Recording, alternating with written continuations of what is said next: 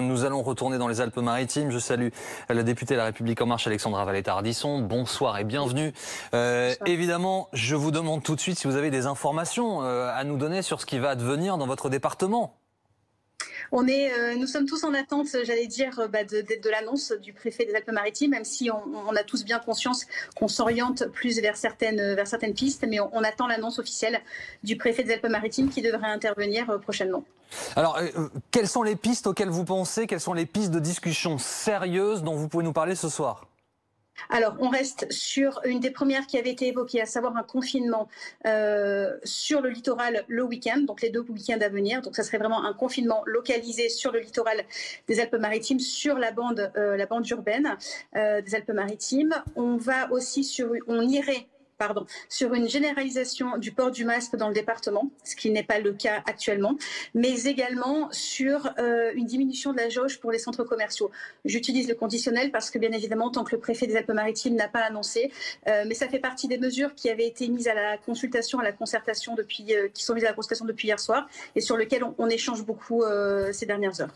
Quelle est la nature de ces échanges, Alexandra Valletta-Ardisson? Est-ce qu'il y a une forme de consensus qui se dégage au sein des élus locaux des Alpes-Maritimes ou est-ce que ça discute fort? Il y a une unanimité sur le fait qu'on ne souhaite pas pour le moment un reconfinement général. Il y a une unanimité sur le fait qu'on souhaite avoir plus de doses de vaccins dans les Alpes-Maritimes parce que la situation est telle dans les autres départements qu'on estime qu'il est urgent, nécessaire et obligatoire d'avoir plus de doses actuellement dans notre département. Concernant les jauges dans les supermarchés, dans les centres commerciaux, ça peut prêter un petit peu à discussion, notamment pour les maires qui ont des centres commerciaux qui sont actuellement ouverts mais qui devraient potentiellement être fermés si on appliquait cette diminution de jauge. Et bien évidemment, sur la partie confinement le week-end sur la bande littorale, ça ne fait pas l'unanimité au sein de tous les maires. Maintenant, je n'ai aucun doute sur le fait que l'ensemble des maires sont des maires responsables et qu'ils verront bien que de toute façon, on n'a pas le choix parce que la priorité reste la santé des maires alpins. Tout à l'heure, nous étions en direct avec Dr Mondin du CHU de l'Archer à Nice qui nous disait le confinement le week-end, très bien, hein, mais on est en vacances.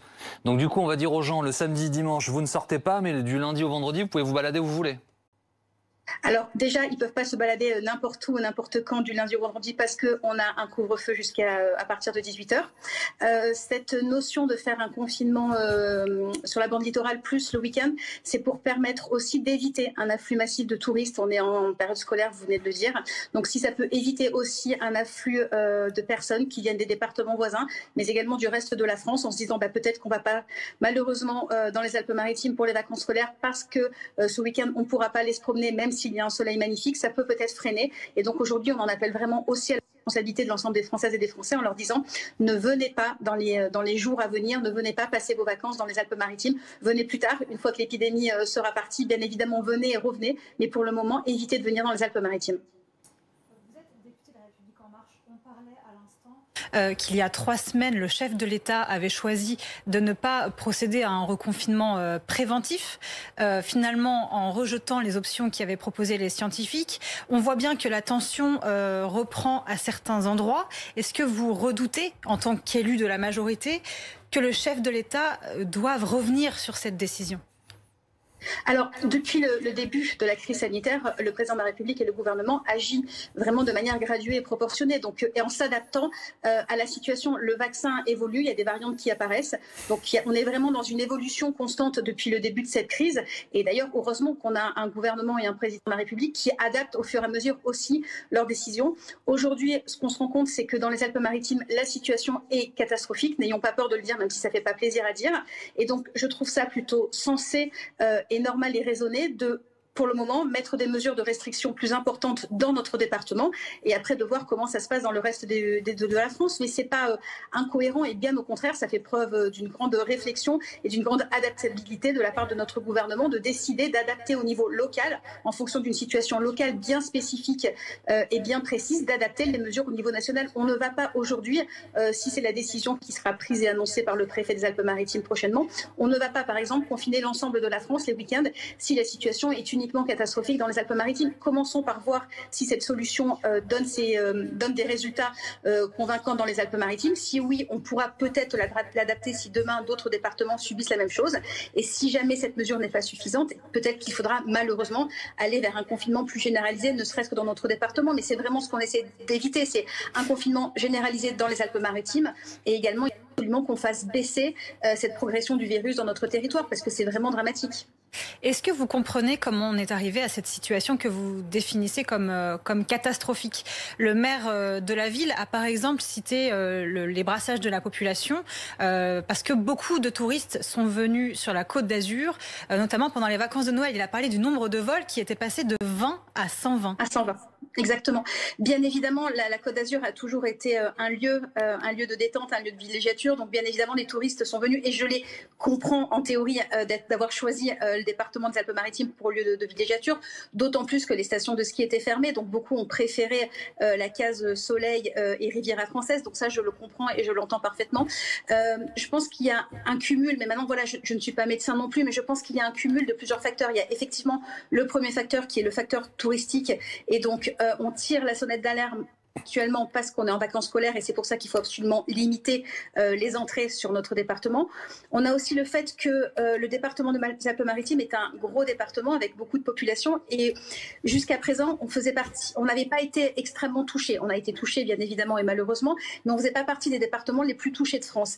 Et en même temps, on est aujourd'hui un des départements qui teste le plus en France. Donc je pense que tous ces facteurs mis bout à bout font aussi qu'on arrive aujourd'hui à une situation qui est, on pourrait presque le qualifier malheureusement d'explosive. Et c'est pour ça qu'il est urgent de prendre des mesures adaptées à notre territoire.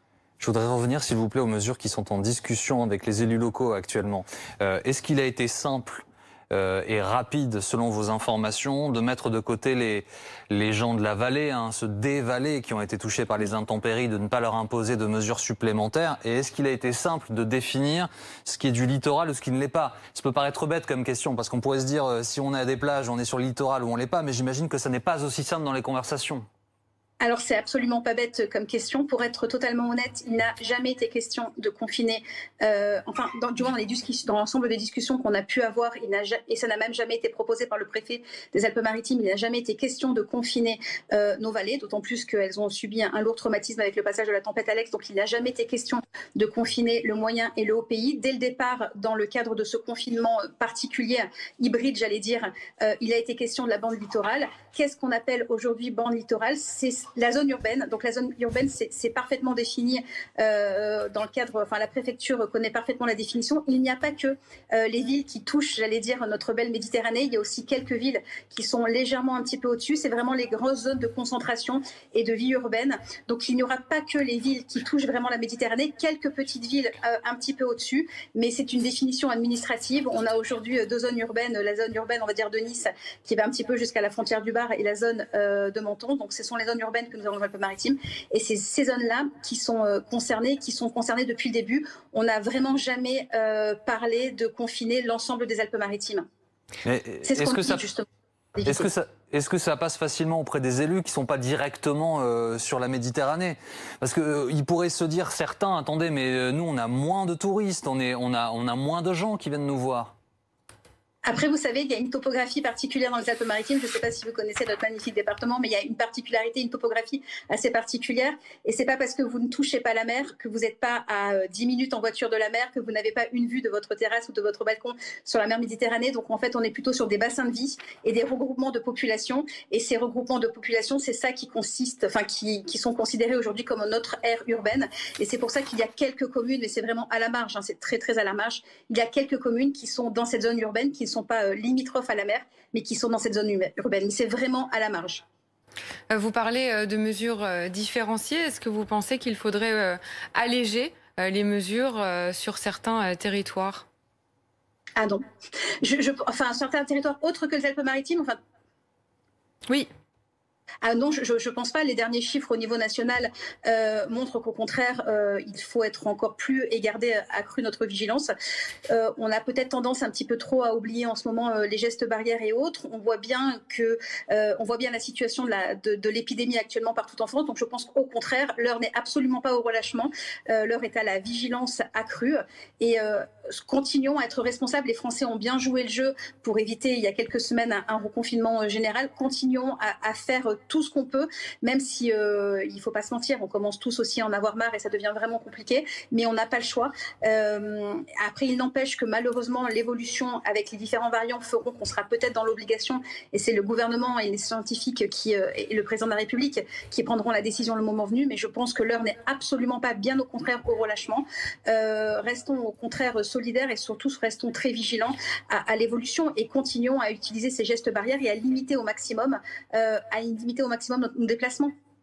Merci beaucoup Alexandra Valletta-Ardisson d'avoir été avec nous ce soir en direct dans cette émission. 19h20.